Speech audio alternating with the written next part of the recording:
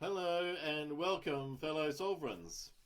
I'm a little bit stuffed up, sore throat, and all that stuff, and that's what I want to talk about. Not my sickness, that doesn't matter.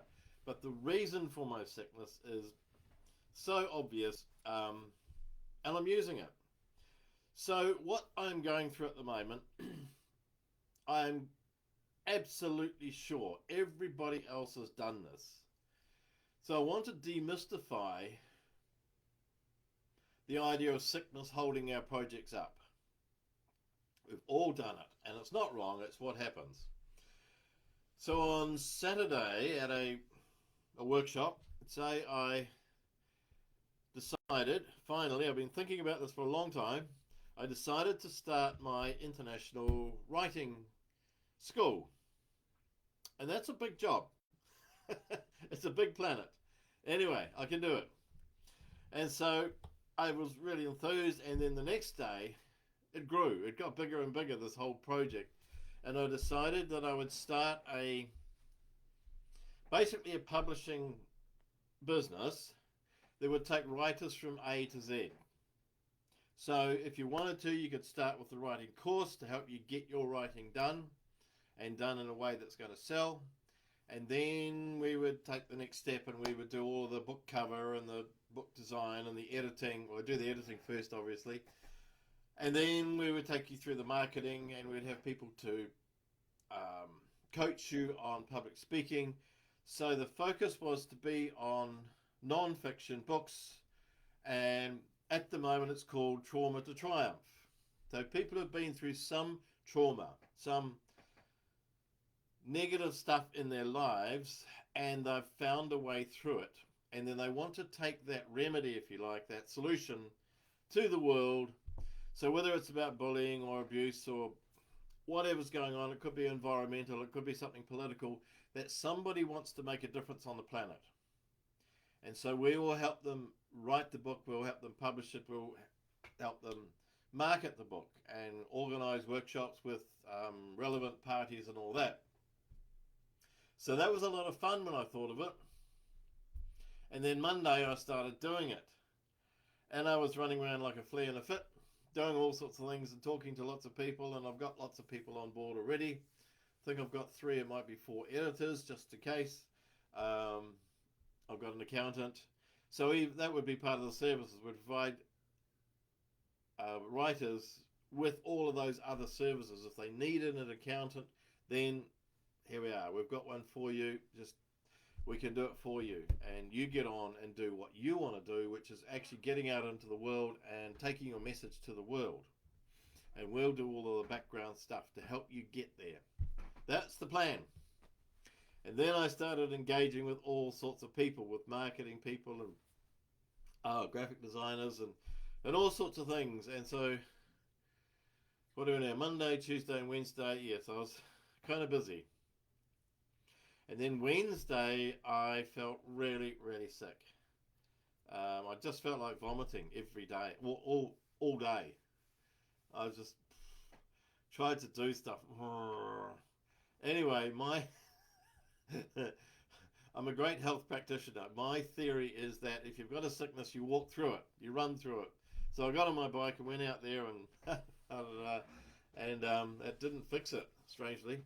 But anyway, I got another 1,000 words written. I spoke to somebody on the phone. I went to a meeting of other writers, and I had 3 other Zoom calls. And then, what was that? Wednesday, Thursday. That's yesterday. I felt absolutely terrible. My head was throbbing. There was battle going on up there. My throat was really sore, and it still is. Anyway, snuffles, the whole bit. I thought, I can't just lie in bed all day. So I went out and I went to a writers' meeting, and then I just dragged myself home and crashed. About 1 o'clock, and a friend rang at 5 o'clock to see how I was. And I wasn't too good. Well, I wasn't. I was sick. It's not the end of the world. I mean, millions of people have had the cold or the flu, whatever you call it, botulism. A million names for it. It goes. It's just one of those temporary things, and it's a body reset. And what I realized, well, I probably realized even before I got sick, was I found I had come up with this wonderful idea that had actually been in my mind for probably 10 years. And I decided to take action. The moment I decided to take action, woohoo, what happened? I got sick. And I was laid out. And I'm feeling very weak today, but we'll get there. And so what happens is, and this happens particularly with writers, because writing is a long-term project. It can take a year to write a book. In general, it takes a year. Some people have taken longer. I know somebody who was taking 16 years to write their book. So what happens is we start a project, and it might be a business. That's another similar thing, whereas a business is a very long-term project. We start our project, our business, our book, our whatever, and then it hits us.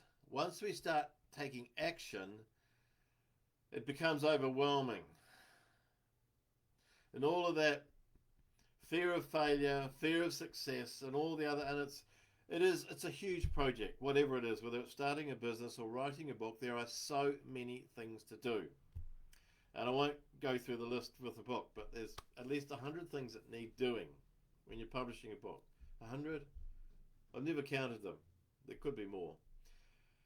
And for some people, it's not about the fear of rejection, because once you write your book, then either you're going to traditional publishing, and you've got to pitch your book to publishers, and you're likely to get rejected many times.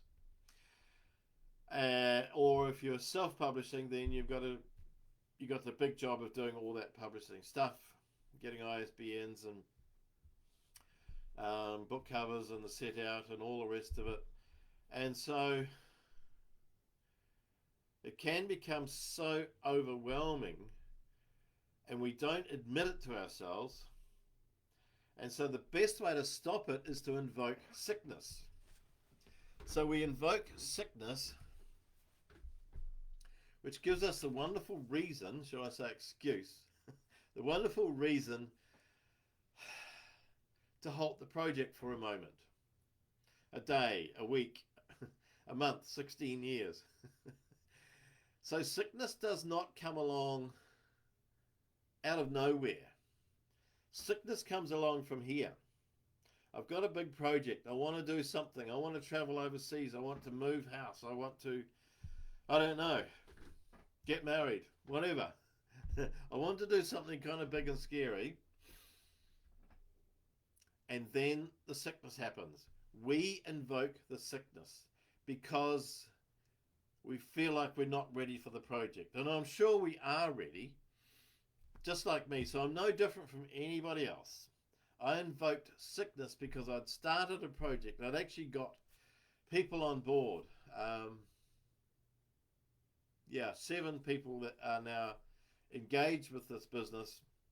And it's almost like I can't back out. I've put myself into a corner. So I invoked sickness because it was like, oh, is this too much? I can't do it. Oh, is this too much? I can't do it. And so I created the sickness to delay the process. And so I might want to invoke the sickness for another year. I might get ME or something. And that's a long-term illness for a long-term delay in my project. I don't know what it might be. And it might be an accident. It could be anything. But whatever it is that comes along that stops the progress of my project, I have invoked it. It might be some financial difficulty that's turned up. It could be, I don't know, some career drama, or I might have been made redundant and I don't have the money to start the business. There will be something that will stop the progress, and it's my sickness. And probably your sickness is not something that's been floating around in the air like they say, that this virus doesn't exist. There's nothing floating in the air. Sickness comes from our reluctance or our wanting to delay the project until we're ready. And so the sickness that I have and the sickness that you have probably had, maybe you're having it at the moment. There's a project and you're sick, they are related. And it's not wrong. It's not a bad thing. We all do it. The healthy thing to do is look at why you are sick. What's the part of the project, or what's the project invoked to you that feels too much, that feels like, I can't do this, I need an excuse to stop. And I realized for me, this project actually probably is too big for one person. I need a partner. I need a business partner. Probably a marketing person, because I can do all the writing training, the writing coaching, and I can do the publishing. Not that I will be doing the publishing, I'll be having other people do that, the actual graphic design and the text set out and putting it onto Amazon and turning the paper book into ebooks and all that sort of stuff. There'll be other people doing that for me. But because I've done everything, I now know what needs to be done, and if people are doing it well or not. Watching. So I've realized I need a partner and a marketing partner, because that's my least competent area. So the sickness has been really helpful. It's when I recognized the sickness was because there was an aspect of the project, of the business, trauma to triumph. There's an aspect of all of that I just felt, I can't do all of that. And I realized I need a partner, because then I can share the load. Then I can bounce ideas off. We can bounce ideas off each other. And if I'm kind of okay with the production side and have somebody else take over the marketing side, as a team, we can really make this happen. So when you've got a sickness, and when you've got a project that the sickness is holding up, admit to yourself and acknowledge that you were frightened. I was frightened. I was terrified of this whole project. What am I doing? Little old me. So admit that you were frightened. Admit that you felt overwhelmed. Admit that you had the jitters. You were frightened of the fear of failure, the fear of success, whether it's a business, books, whatever. Admit that you have a fear of continuing the project. And when we can do that, we can then step back and go, okay, so what part of the project was I fearing? What part of this writing the book was I fearing? And maybe you felt like, I don't know how to write this book. I've got this huge passion for writing a book about domestic abuse, or a book about political corruption, or a book about something. And then you started and it came to you that you don't have the skills to write the book. You've got the passion, and then once you start physically doing it, the reality sinks in, and it's like, oh, it's too much. It's too much. And so you'll have a family drama, or you'll have a financial problem, or you'll have a sickness, or you'll have something happen that will stop the project happening. So that's normal. It's very normal. We all do it. And the next step is to just step back from it. This is backwards, so I don't know where my finger's going to go. Step back from it and ask yourself, what is the part that's overwhelming? So maybe if you're writing a book and you think, I don't know how to set a book out. How do I structure it? How do I start? What order do I put all the different sections in that? Maybe you need a writing coach. Maybe you need a counselor or a psychologist for a moment because you've got, because particularly if you're writing about your own journey, and maybe, I don't know, maybe you've had abuse, maybe you've had all sorts of things that have happened.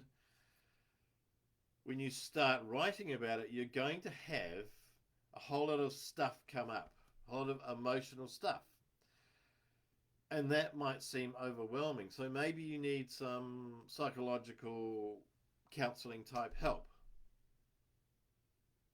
So just stop and ask yourself, what is the particular part of this project, this book, this business, whatever the project is, what is the particular part of this project that I feel overwhelmed by?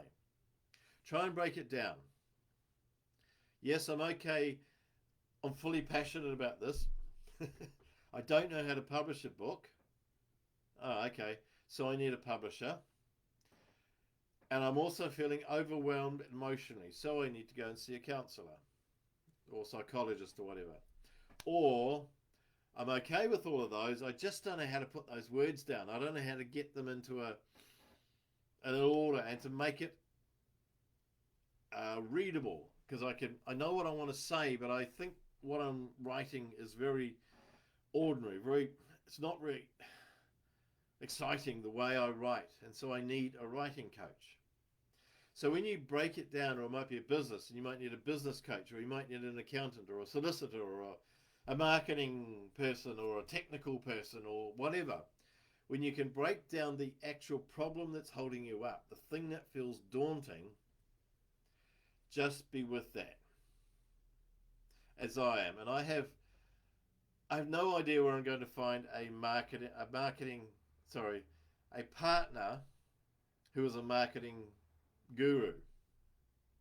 But I'm just standing in the space of them being there, them stepping up, going, let's do this together.